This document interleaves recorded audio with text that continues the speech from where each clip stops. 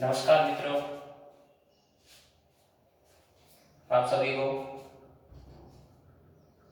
जैसा कि आप सब जानते हैं कि विश्व महामारी कोविड-19 से संपूर्ण विश्व प्रभावित है, जिसकी वजह से हमारी स्कूलें करीबन लगभग पिछले 35 दिनों से स्कूल की कोई भी क्लास नहीं लगी है। इस बात को मद्देनजर रखते हुए आज मैं इस वक्त कक्षा 10वीं के लिए हिंदी विषय में एक प्रकरण लेकर आया हूं। उस प्रकरण का नाम है क्रिया। प्रकरण का नाम है क्रिया। क्रिया वैसे तो आप सभी क्रिया से परिचित हो, क्योंकि कक्षा 6ठी से क्रिया प्रकरण शुरू हो जाता है। लेकिन कक्षा 10वीं के लिए ये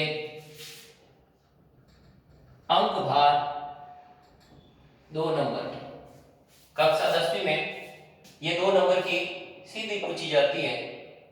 क्रिया किसे कहते हैं, या कर्म के आधार पर क्रिया के भेद पूछे जाते हैं, या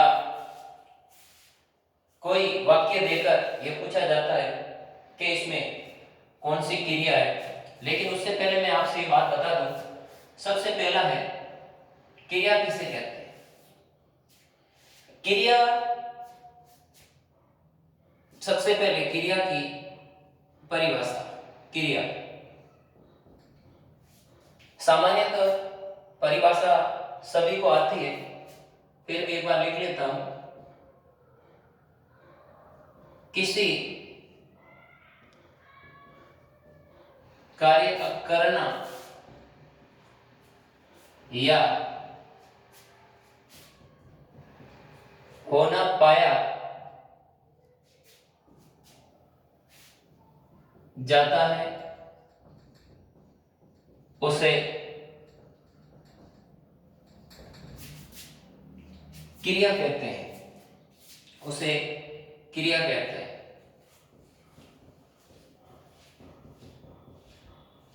उसे क्रिया कहते हैं। जैसे जैसे चलना,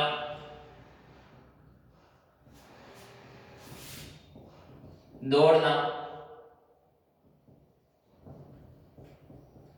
खेलना आदि। लेकिन ये क्रिया जो शब्द बना है, ये मूलतः संस्कृत भाषा के धातु के पीछे, संस्कृत भाषा के धातु के पीछे ना जोड़ने से क्रिया बन जाती है। जैसे संस्कृत का जो शब्द है, एक ही संस्कृत का जो मूल शब्द धातु है वो है चल, पीछे जुड़ गया ना, तो शब्द बन गया चलना। ऐसे ही दौड़ ना, शब्द बन गया दौड़ना। खेल, पीछे ना जुड़ गया तो शब्द बन गया खेलना। शब्द बन गया खेलना। अब हम यदि बात करें क्रिया की, तो क्रिया के भेद मूलतः क्रिया के 3 भेद होते हैं। मूलतः क्रिया के 3 भेद होते हैं। लेकिन उससे पहले मैं एक बात यहां लिखूंगा। संस्कृत में क्रिया रूप को नोट करके या स्टार बना के लिखिए। संस्कृत में क्रिया के रूप को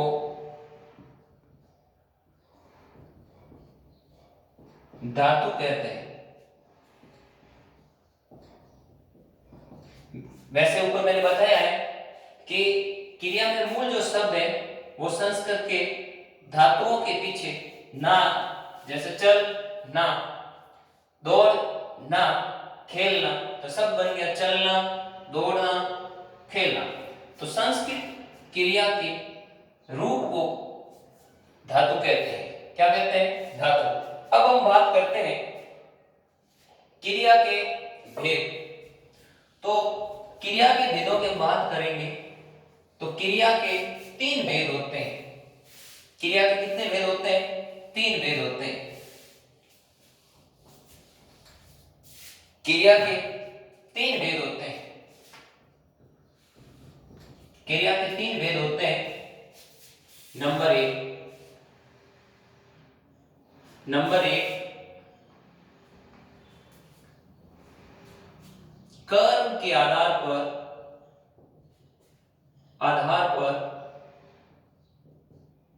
क्रिया।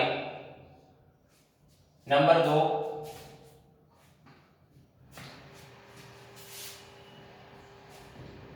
रचना, प्रयोग या बनावट के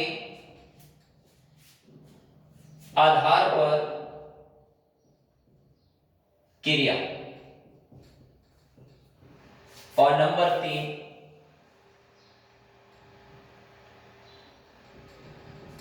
काल के आधार पर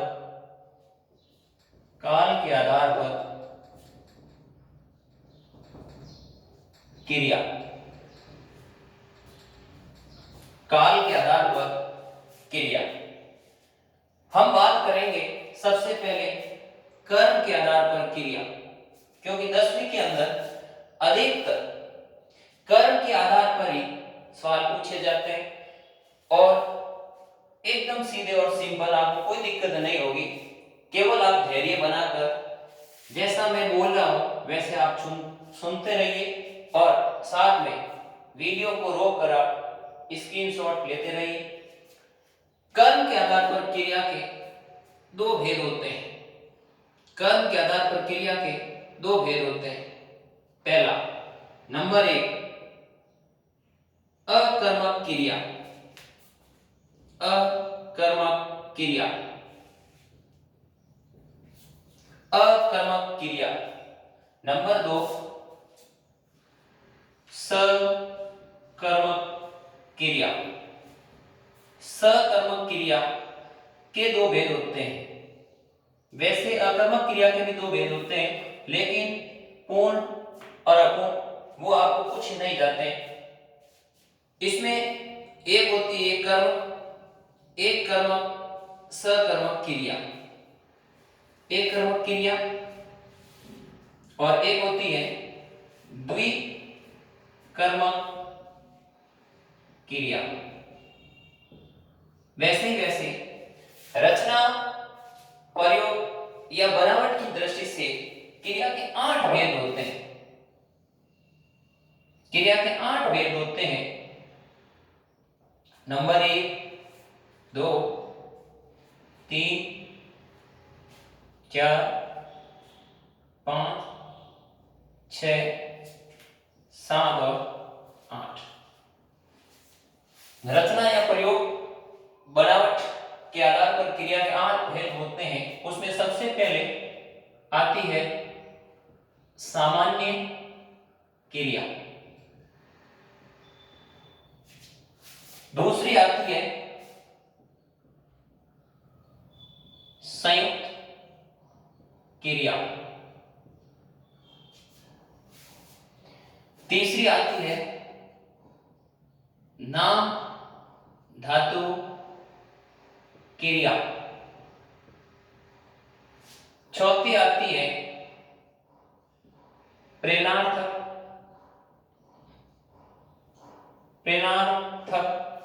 क्रिया, इसी को कहते हैं आज्ञार्थक।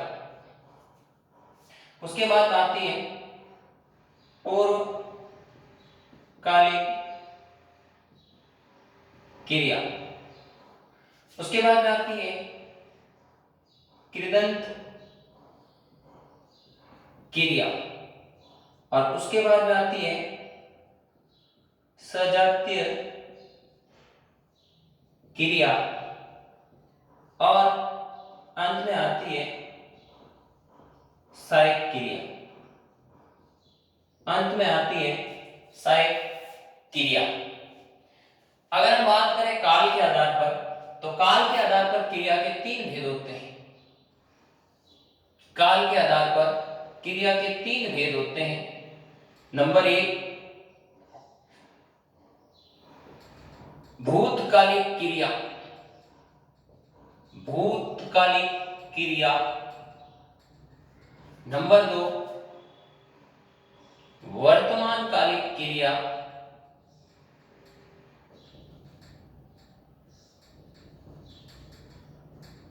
नंबर तीन,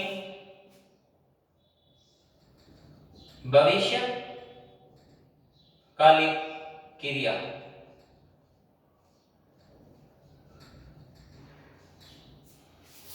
नंबर तीन, भविष्यकालिक क्रिया। तो मित्रों, हमने पहले पढ़ा क्रिया। क्रिया किससे कहते हैं? किसी कार्य का करना या होना पाया जाए उसे सामान्यतः हम क्रिया कहते हैं।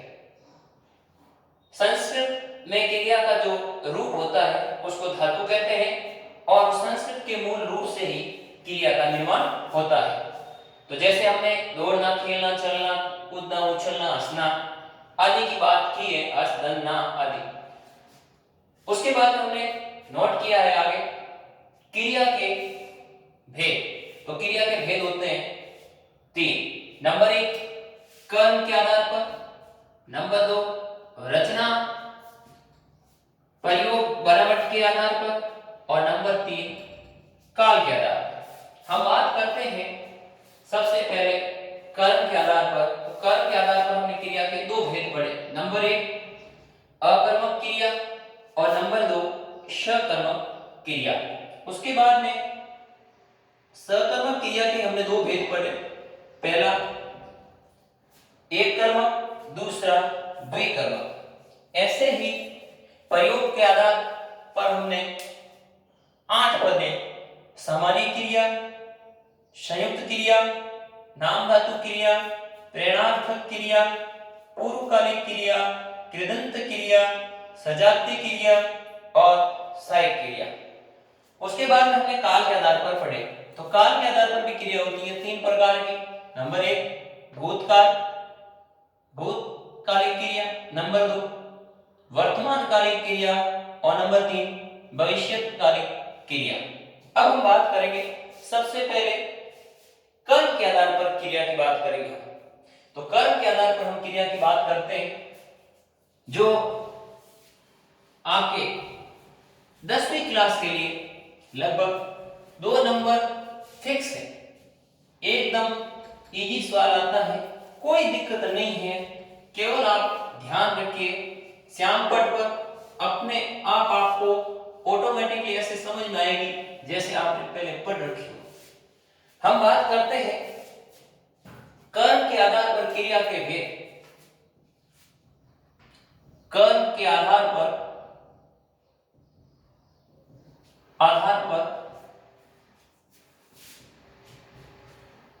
क्रिया के भेद या प्रकार तो होते हैं दो, जिसमें हम सबसे पहले बात करेंगे अकर्मक की।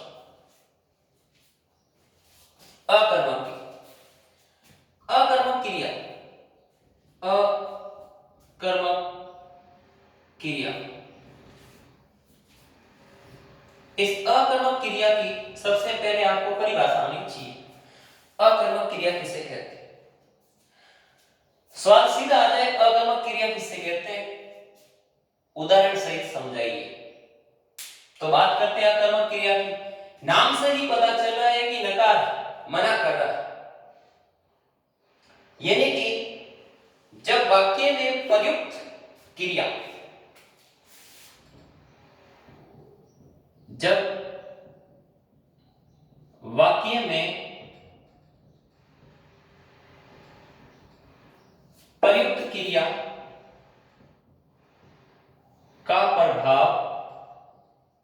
वाक्य में प्रयुक्त क्रिया का प्रभाव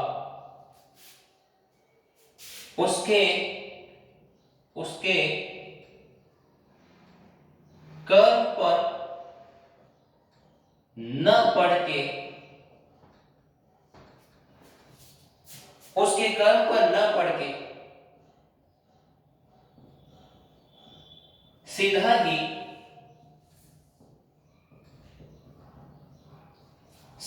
ही उसके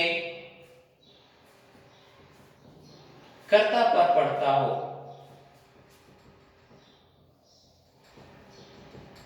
प्रभाव किस पर पड़ता है?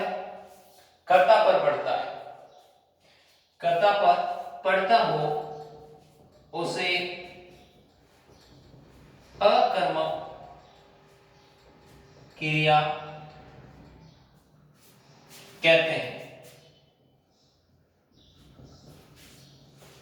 उसे अकर्मक क्रिया कहते हैं। जैसे जैसे जैसे